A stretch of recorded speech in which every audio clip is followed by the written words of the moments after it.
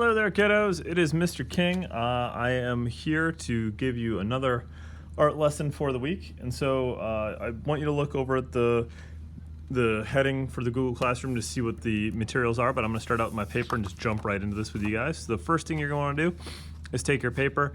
Cardstock is a great option, but obviously any kind of paper will really work for this as long as you can fold it. So you're going to take your paper and you are going to hamburger fold your paper. And what that means is you find the two shortest sides of your paper. So these are my short sides, these are my long sides. Take my two shortest sides, join those two together, and fold your paper closed. It's gonna be kind of like a little greeting card, okay? Then you're gonna open your paper back up. You'll have a fold in the center. You're gonna take your short ends again, and you're gonna put those to the fold in the center, both of them. So this one's gonna get folded into the center, like so. And then the other side, the exact same thing, fold it to the center. And now, when we unfold our paper, we will have 4 equal rectangles, if you can see that.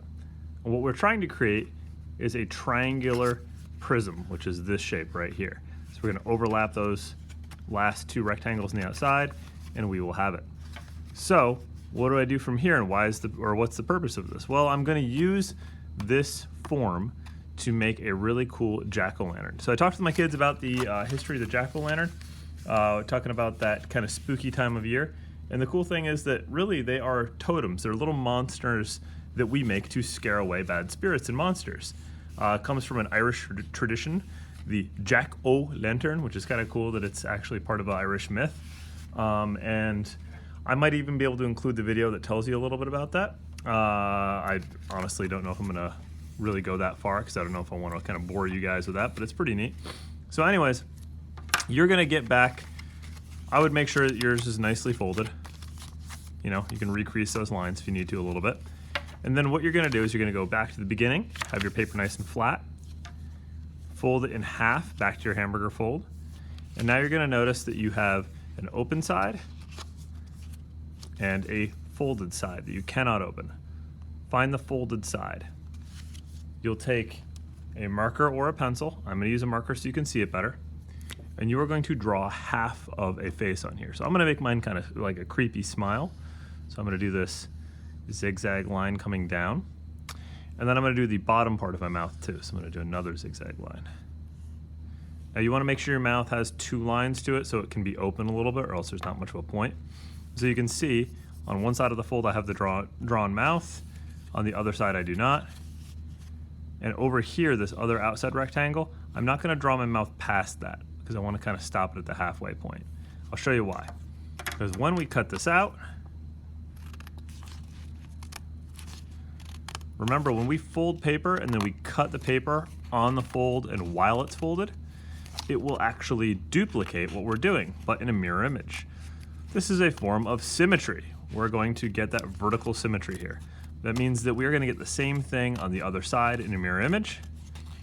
And so what starts, basically kind of like a upside down lightning bolt right here, is actually going to turn into an entire creepy smile.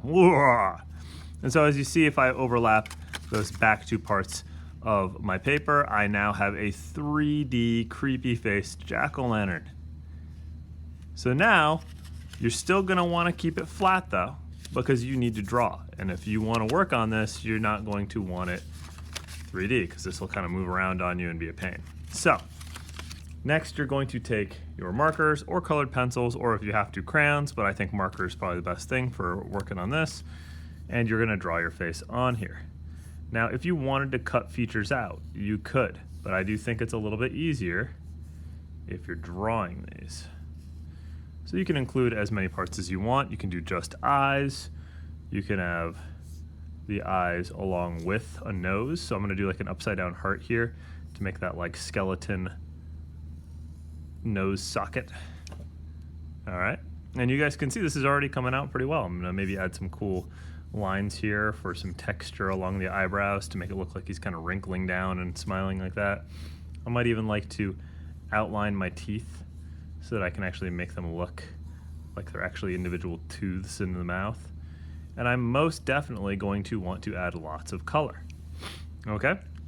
So really, that's it. Once you end up adding as much color and texture as you possibly can, you're going to take this two-dimensional shape, which is the rectangle of your paper, and you are going to turn it into a three-dimensional form. Forms are 3D, shapes are flat. This is a form, it is a triangular prism. This is a rectangle that is flat. Prism, rectangle. 3D, flat. Okay?